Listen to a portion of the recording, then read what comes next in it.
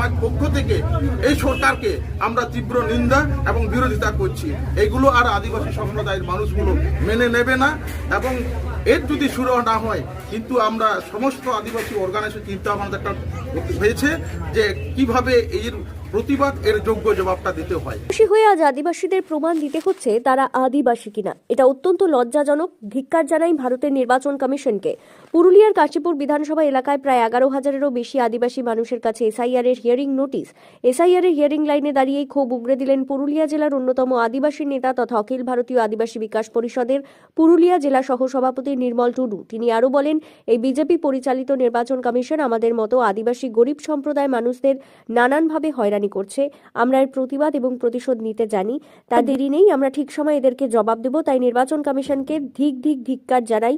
নির্বাচন commission SIR এর নাম করে শুধু গরিব ও খেটে খাওয়া মেহনতি মানুষ এবং আদিবাসী সম্প্রদায়ের মানুষদের উপর এটা একটা অত্যাচার, বড় নমুনা। তাই আমি সকল শ্রেণীর মানুষদেরকে বলবো, এই অত্যাচারী নির্বাচন কমিশনের বিরুদ্ধে গর্জে উঠুন, আন্দোলন করুন এবং এদের উপযুক্ত জবাব দেন।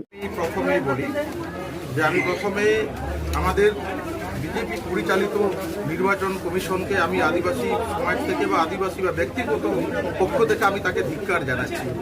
এখানে লক্ষ্য করে দেখেছেন, এখানে আদিবাসী সম্প্রদায়ের মানুষগুলো যারা জল জঙ্গল জমি এবং ভারতের মাটিতে তাদেরকে আজ আদিবাসী হয়ে প্রমাণ দিতে হচ্ছে।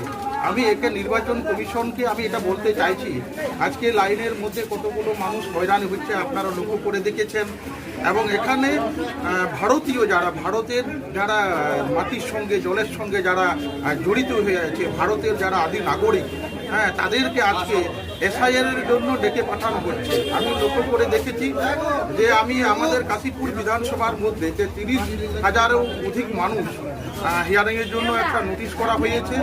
তারপরে আমি হিসাব করে যেটা আমি একটা বিশেষ সূত্রে খবর পাই যে 11,000 আদিবাসী, অনলি ফর আদিবাসী সম্প্রদায়ের মানুষ আজকে তারা লাইনের মধ্যে দাঁড়িয়ে আছেন।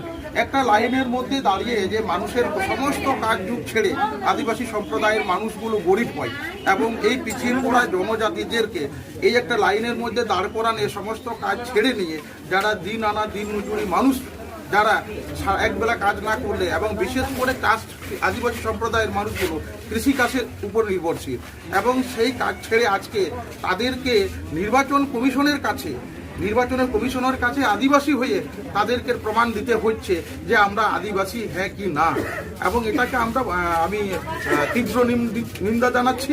এবং এর থেকে এইসব লাইনে দাঁড় করানোর থেকে আমি এক কথাই বলি যে নির্বাচন কমিশনকে যে এইসব বাদ দিয়ে আপনি এত গরিব মানুষ, অত অসহায় পিছিয়ে পড়া আদিবাসীদেরকে লাইনে না দাঁড় করে নিয়ে ওনাদেরকে আপনার যে উদ্দেশ্য, যে লক্ষ্যটাকে নিয়ে আদিবাসী সম্প্রদায়ের মানুষগুলোকে যেটা হ্যারাসমেন্ট করে দিচ্ছেন, লাইনে না দাঁড়িয়ে তাদেরকে বাংলাদেশে পাঠিয়ে দিয়ে এর থেকে আর আদিবাসীদেরকে আর মানে কি সার্টিফিকেট দেবে?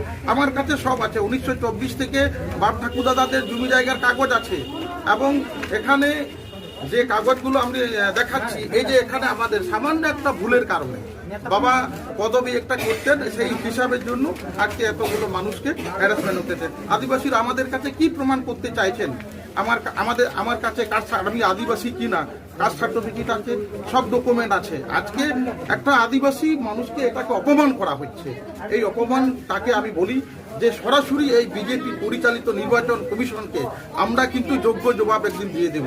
এটা বেশি দিন না, আপনারা বিগত দিনে দেখেছেন যে লাইনে মানে এই বিজেপি কি করেছে, সাধারণ মানুষগুলোকে লাইনে দাঁড় করাচ্ছেন। আপনারা লক্ষ্য করে দেখেছেন, এখানে কিন্তু প্রধানমন্ত্রী লাইনে দাঁড়াচ্ছেন না, এখানে কোনো সেন্ট্রাল বা বিজেপি কেন্দ্রীয় মন্ত্রী লাইনে দাঁড়াচ্ছেন না, এখানে কারা দাঁড়াচ্ছে, যারা আদিবাসী সম্প্রদায়ের পিছিয়ে পড়া জনজাতিগুলো লাইনে দাঁড়াচ্ছে, এবং ওনারা সেই লাইনে দাঁড়ানোটা যন্ত্রণাটা ওনারা বুঝেন না, এবং সেই লাইন আজকে আমার সমস্ত কিছু কাজ ছেড়ে আজকে লাইনে আমাকে প্রমাণ দিতে হচ্ছে, আদিবাসী হয়ে প্রমাণ দিতে হচ্ছে যে আমি আদিবাসী হ্যাঁ কি না।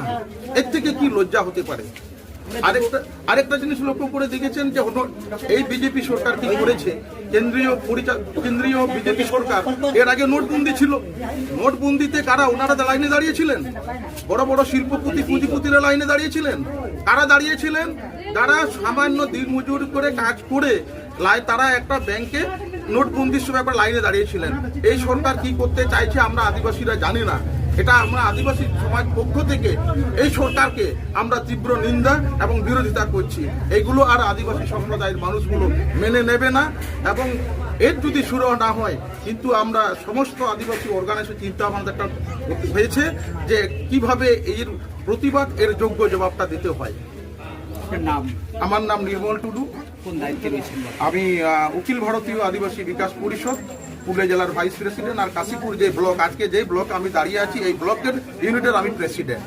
আমাকে আজকে প্রমাণ দিতে হচ্ছে যে আমি আদিবাসী হ্যাঁ কি না।